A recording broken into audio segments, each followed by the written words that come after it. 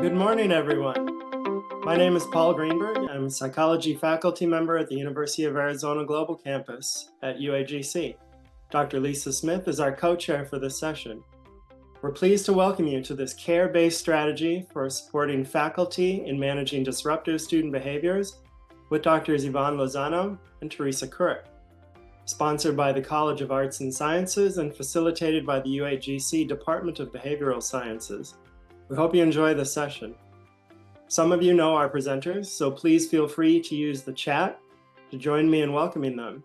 The chat is also a great place to post your questions, and we will address them as time permits near the end of the session. Yvonne? Hi, I'm Yvonne Lozano. I am the Assistant Dean in the College of Arts and Sciences, Department of Health Sciences. Hi, everyone. My name is Teresa Couric, and I work with the Faculty Affairs team, and I'm the Accreditation Liaison Officer for UAGC. I'm actually going to use that point to segue into our presentation or prime us for the kind of thinking and discussion that Yvonne and I are hoping for today. Part of the accreditation process is candid reflection and discussion about trying things out and seeing how they work and learning from what we try and moving forward so that we can continue to improve.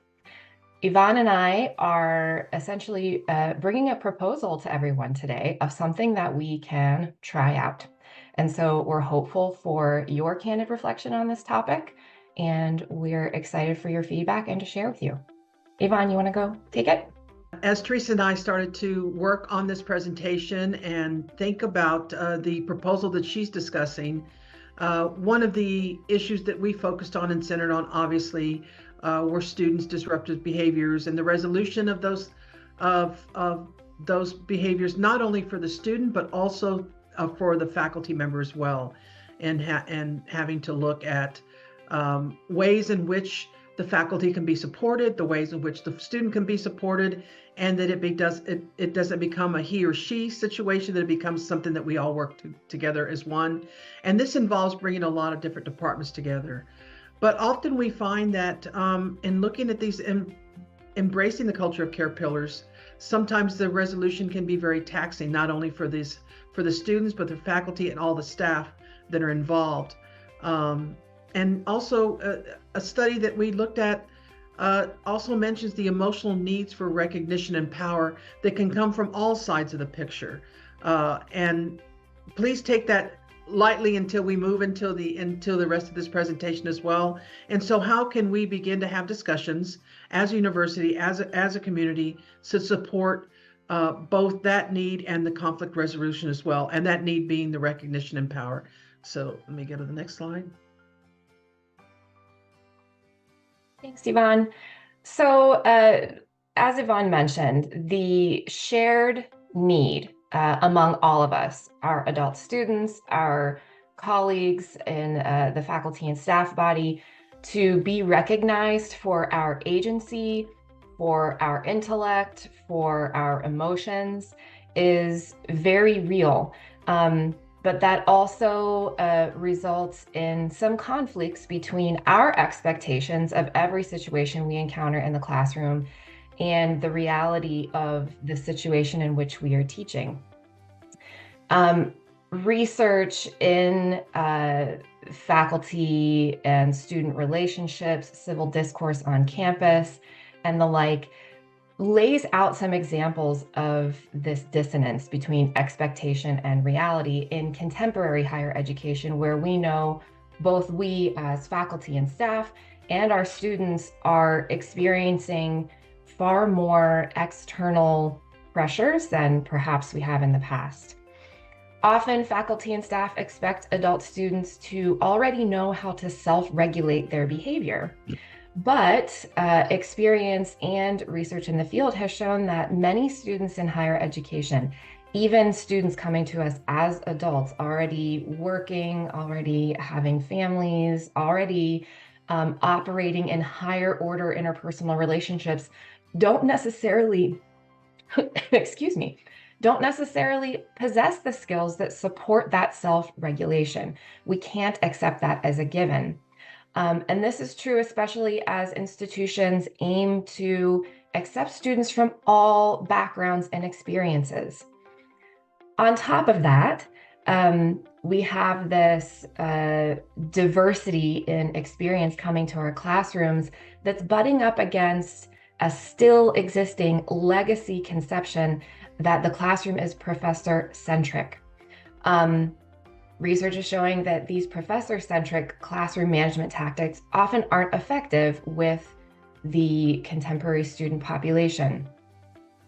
And what that means is that we as teachers and as staff members who are supporting students need to go a little easier on ourselves about the implications of student disruptive behavior. Perhaps in the past, there was a conception that a professor or a staff member should have full control over the situation, and that if there were a conflict, that meant that our professional skills weren't up to par. That absolutely is not the case. These situations are far more fluid, and we need to be open to considering all of the contingencies with them, and that can help us how we professionally and emotionally are working through the situations. Thanks, Yvonne. You can move to the next slide. Okay. So the variety and experience that I was mentioning on the last slide requires a nuance in resolution approaches. Resolution approaches meaning for classroom disruptions or student and faculty/staff conflicts. Of course, having strong and clear institutional policies and accountability structures are absolutely necessary. They do support conflict resolution. However, it is not possible with those policies or procedures to simply offer a checklist of possible disruptive behaviors and a checklist for how to address them. It just wouldn't work because there's too much variety in what we experience. On top of that, each faculty and staff member has a different conception of what disruptive behavior actually is and a different tolerance for it. So, for example, for me, a student not calling me Dr. Keurig isn't that big of a deal, but validly for another professor, it could be a problem. So we need to approach these situations recognizing that difference in personal perception of the situation. Additionally, every possibly disruptive behavior has a different root cause. Therefore, each behavior, each situation warrants its own nuanced resolution approach. And Yvonne is going to take us through some more background that can inform the nuances in our approach now. So obviously, when you're, and we all know this, being in a virtual classroom and you start to a faculty member who's experiencing or a student who's experiencing or showing us disruptive behavior, we're not able to kind of get those precursors or warning signs, if you will, that you normally would in a brick and mortar school, where you can see it happening, you hear the student, whatever the situation might be, maybe even the student feeling free to come up to you in a classroom at a brick and mortar. However, online, it's very different. We don't really get to see this body language. We don't get to kind of see how the discussion is going. We don't hear it, I guess I should say. And that way we can intervene or begin to come up with a plan and how we're going to manage this, and also kind of prevent any disruption, wanting to present any disruption, not only for the faculty, but more importantly for other students that are in the classroom as well. And so for everybody involved, it's important to be able to make those decisions accordingly. So what can be done with this without disrupting the online classroom? When we begin to, in other words, maybe it's not always immediate that the student's discussion response would have to be removed. There's a process for that to happen. Maybe that's not the immediacy of what needs to occur, but going to the student and trying to address whatever issue. So as we move in longer into this presentation, one of the things that I found in looking at some of the research was this trauma-informed teaching principles. And I think that's what I'm going to focus on now. So it seems like there probably is a simplicity to it. I started to think about that because at UAGC, we have an open access enrollment. We have a variety of students with all kinds of situations. And not only the situations that may be mentally and emotionally, physically, but in situations in which we have to be cognizant and sensitive to this fact and provide the appropriate accommodations. But a lot of times we don't know this in advance, particularly related to what that issue might be, that word that someone gives us that say, oh, this student has a certain situation going on, so be aware of it. A lot of that has to do with just privacy of the student. Obviously, that's a main part of it. The student has that privacy. But what we also recognize is that when we don't know what that is, when we can't see it, except what we're seeing from the behaviors, then that's all we see of those negative behaviors. So we know that the student's going to be experiencing a wide range of psychosocial responses based on what their stress levels are, their circumstances. And Hitchcock provides some examples here when looking at trauma informed. And if you think about trauma informed, it's just one of the things that I had to be careful with when I was thinking about this was that we're just going to make an assumption that every student is going through trauma, that every student's experiencing some type of trauma. And that's not the direction that we want to go in presenting this. But a lot of times the behaviors that we see that stem from the stress, for any of the reasons that we see that are mentioned here, can lead to these type of behaviors that this is where we're going to focus on, and that being their origin. This is an example here that's given where obviously there's a tremendous amount of grading feedback and considerations that we have to consider in the classroom, but also thinking about the fact that there are those students that somehow we have highlighted as a faculty member that are showing maybe that they're not too keen, if you will, on some of the negative feedback, that they seem to maybe showing some behaviors and discussions or emails to faculty or responses to faculty. So those are the kind of what I call the red flags, little red flags for us to always pay attention to. And to also be aware of how you're initially being impacted by some of the disruptive behaviors that you're already seeing. So when you think about someone experiencing all this trauma and you think about it across the student body, we might be able to see that at some point for faculty, it becomes such an everyday process that's like, oh, it's another student with a crisis, another student with certain stress. So it becomes even more and more difficult for us to be able to approach that. But it also becomes difficult for the student to be able to process any critical feedback that's given to him or her in these situations. So we want to take universal precaution, and that not to assume that students are all trauma-based issues, but that they're experiencing some level of stress. And therefore, they're going to need that extra care and extra flexibility, which I think we do really well at this university. But it still is important to note that it can have an impact on faculty as well. So obviously, when I was going through this, and Teresa and I have talked about some of this, these are things that we all already know that we're doing. Well, why is it important to even be able to start to focus on this trauma-informed teaching? And I encourage you to look at some of this research that we've noted here in our presentation. We want to recognize how violence, it says here, I'm just going to read this part: violence, victimization, and trauma impact individuals in a campus community. And a lot of times you're not going to be aware of what those are. But more importantly, how it impacts them being able to accept critical feedback and to be successful in the classroom and to be able to accept anything that they would deem to be an attack on them of some sorts. So those are important things to keep in mind as well. This is Janice Carello. This is not her that you see here, but Janice Carello identifies the trauma-informed teaching principles. And she just these are things that I now have a separate piece of paper that I'm going to pay attention to, but emotional and academic respect, acknowledging that we are all in this together, and acknowledging the crisis when we start to look at helping the student manage their situations and provide them with support they need. But this is also a way for faculty to protect themselves.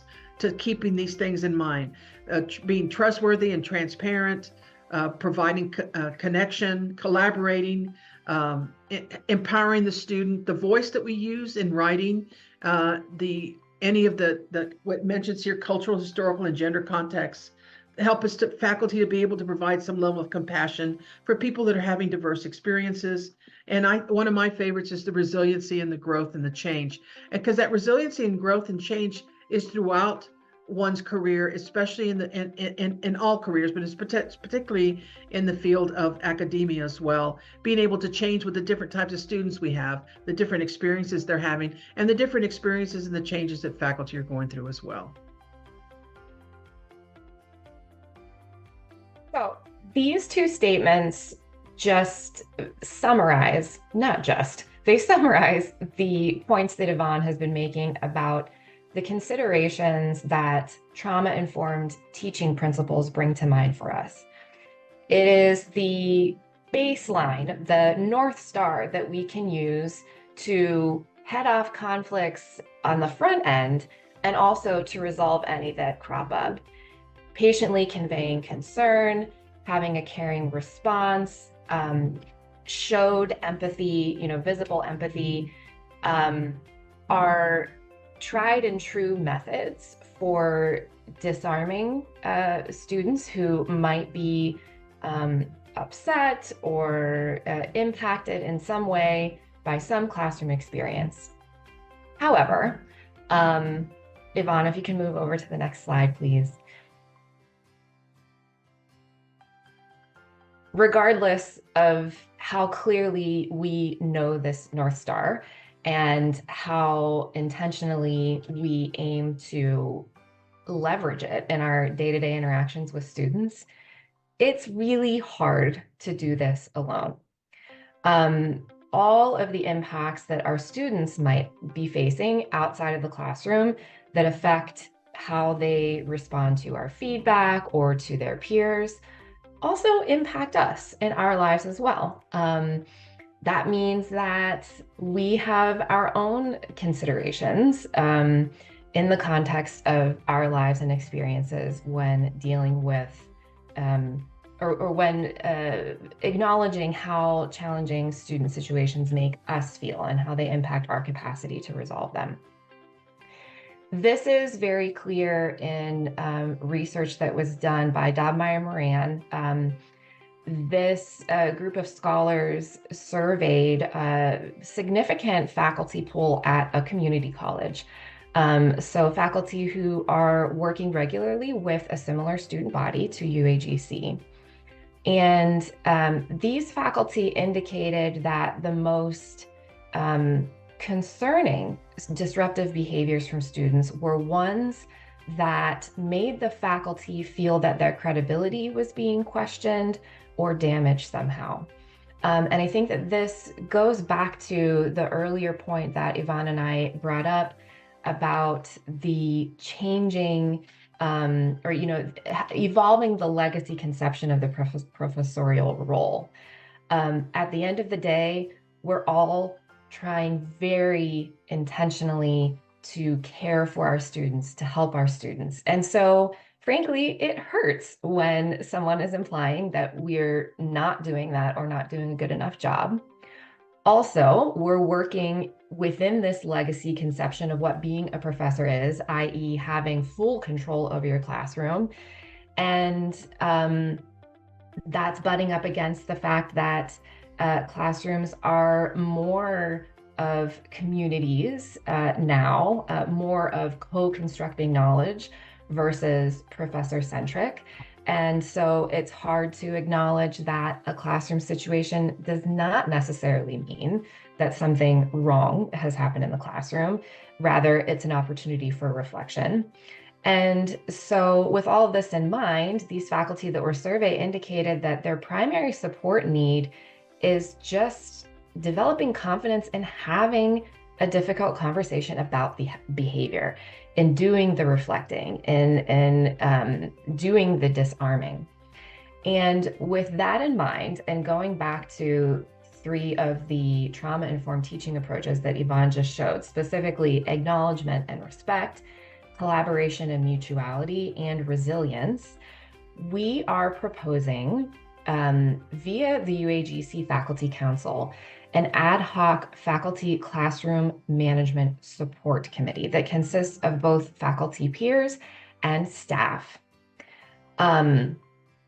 This committee is intended to provide the community, provide the opportunity for collaboration and mutuality to support faculty through the very challenging process of using that North Star to de-escalate student situations, the North Star being patient caring responses, etc. Knowing that that is difficult and knowing that faculty are seeking a community response, we propose this committee to work with faculty who opt to use it to support them through difficult classroom issues.